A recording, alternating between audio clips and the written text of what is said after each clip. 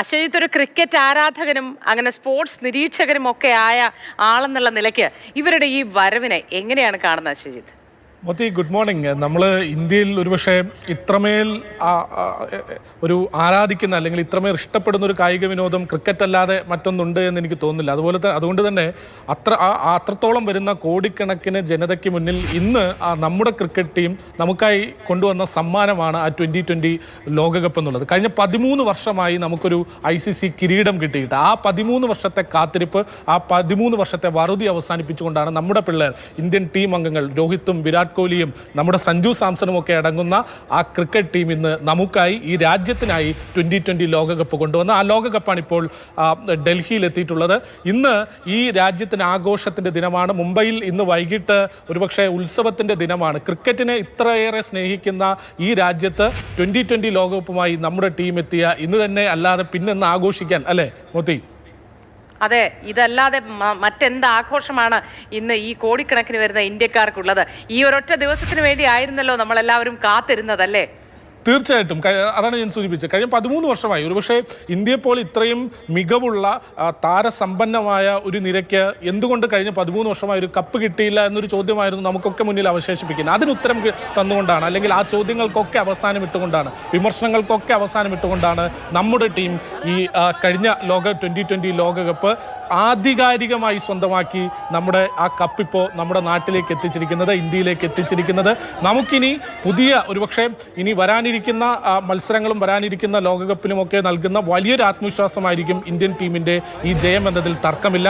അത്രയേറെ മികവും മികവുള്ളൊരു പെർഫോമൻസ് ആണ് കഴിഞ്ഞ ടൂർണമെൻറ്റിൽ, ഈ കഴിഞ്ഞ 2020 ലോകകപ്പ് ടൂർണമെൻറ്റിൽ ഇന്ത്യ പുറത്തെടുത്തത്. അപരാജിതരായി മുന്നേറി എന്നതിനൊപ്പം തന്നെ ഇന്ത്യയുടെ ഓരോ നിരയിലും, ബാറ്റിങ്ങിലായാലും ബൗളിങ്ങിലായാലും ഫീൽഡിങ്ങിലായാലും വേണ്ട ഓരോ താരങ്ങളും മികവിനൊത്തുയർന്ന് ഒരുപക്ഷെ ടോപ്പ് ക്ലാസ് പെർഫോമൻസ് എന്നൊക്കെ പറയാവുന്ന തരത്തിലേക്കുള്ള അടിപൊളി പെർഫോമൻസ് എന്ന് നമുക്ക് വേണമെങ്കിൽ വിശേഷിപ്പിക്കാവുന്ന തരത്തിലുള്ള പെർഫോമൻസ് ആണ് ഇന്ത്യൻ ടീം കഴിഞ്ഞ ലോകകപ്പിൽ കാഴ്ചവെച്ചത്. അതുകൊണ്ട് തന്നെ ഈ ലോകകപ്പ് നേട്ടത്തിന് മാറ്റിരട്ടിയാണ്, തിളക്കം ഇരട്ടിയാണ്. ഈ ലോകകപ്പ് നമ്മുടെ രാജ്യത്തെത്തുമ്പോൾ ഇത് തീർച്ചയായും ഇനി അങ്ങോട്ടുള്ള മത്സരങ്ങൾക്ക്, ഇനി അങ്ങോട്ടുള്ള പോരാട്ടങ്ങൾക്കൊക്കെ ഇരട്ടി ഊർജ്ജവുമാണ് നൽകുന്നത്. ഒരു കാര്യം കൂടി എടുത്തു പറയട്ടെ, ഈ ലോകകപ്പ് ടീമിൽ ഇപ്പോൾ ആ ഹോട്ടലിലേക്ക് പുറപ്പെട്ട ആ ബസ്സിൽ നമ്മുടെ മലയാളി താരമായ സഞ്ജു സാംസണും ഉണ്ട് എന്നുകൂടെ എടുത്തു പറയട്ടെ. അത് നമുക്ക് മലയാളികൾക്ക് പ്രത്യേകിച്ചൊരു അഭിമാന നേട്ടമാണ്. ലോകകപ്പ് നേടിയ ആ സംഘത്തിൽ ഒരു മലയാളി കൂടി ഉണ്ടായിരുന്നു, സഞ്ജു കൂടി ഉണ്ടായിരുന്നു എന്നുള്ളത് തീർച്ചയായിട്ടും നമുക്കൊക്കെ സന്തോഷം, ഇരട്ടി സന്തോഷം. ഇന്ന് രാജ്യത്തിന് മുന്നിലേക്ക്, രാജ്യത്തിൻ്റെ ആ ക്രിക്കറ്റ് ആരാധകർക്ക് മുന്നിലേക്ക് ആ ലോകകപ്പ് സമ്മാനിക്കുമ്പോൾ ആ ലോകകപ്പ് കൈപ്പിടിയിൽ അല്ലെങ്കിൽ ലോകകപ്പ് കയ്യിൽ പിടിച്ച് നിൽക്കുന്നവരിൽ ഒരു മലയാളി കൂടി ഉണ്ട്, അല്ലെങ്കിൽ ഒരുപക്ഷെ ആ മലയാളി സാന്നിധ്യമുണ്ട് എന്ന് പറയുന്നതിൽ നമുക്കൊക്കെ സന്തോഷമല്ലേ മോത്തി? പിന്നെ തീർച്ചയായിട്ടും ഞാൻ എപ്പോഴും പറയാറുണ്ട്, പ്രേക്ഷകരുമായി പങ്കുവയ്ക്കാറുണ്ട് അശ്വജിത്ത്, അതായത് സഞ്ജു സാംസൺ ഉണ്ടെങ്കിൽ അത് നമ്മുടെ ചെക്കൻ, നമ്മുടെ അയൽപ്പക്കത്തെ ചെക്കൻ, അങ്ങനെ ഒരു തോന്നലല്ലേ നമുക്കുണ്ടാവുക?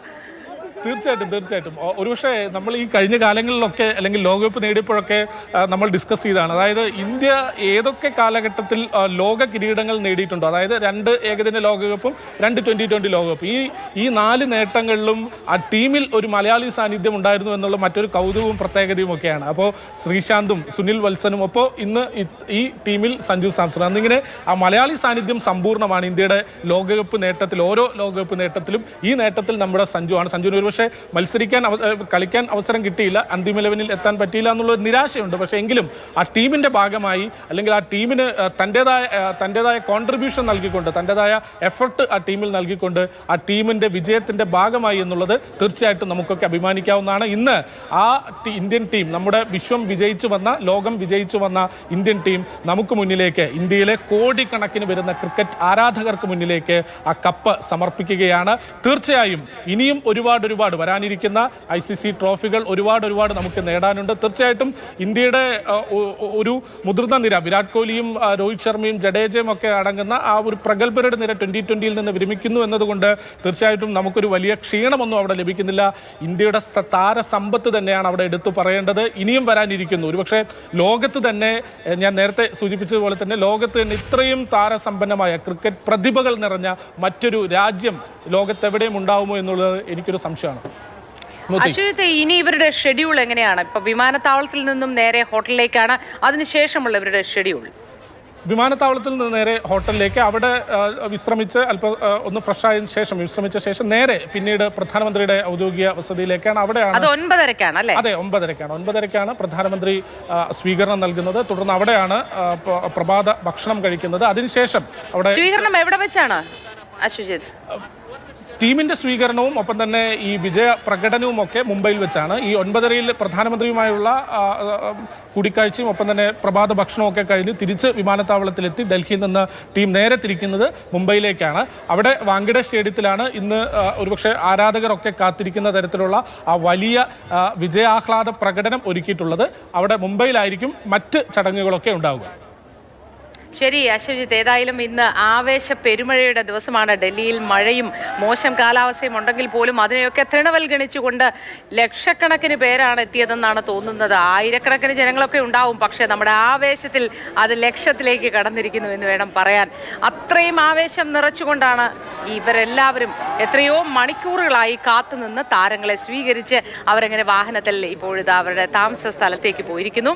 ഇനിയാണ് സ്വീകരണവും പ്രധാനമന്ത്രിയുമായുള്ള കൂടിക്കാഴ്ച വിരുന്നും അതിനുശേഷം മുംബൈ വാങ്കഡെ സ്റ്റേഡിയത്തിലെ ചടങ്ങും ഒക്കെ BCCIയുടെ പാരിതോഷികമായ 125 കോടി സമ്മാനിക്കുന്നതും ഒക്കെ അവിടെയാണ്. അതിഗംഭീരമായ ചടങ്ങുകളാണ് അവിടെ തയ്യാറാക്കിയിട്ടുള്ളത്.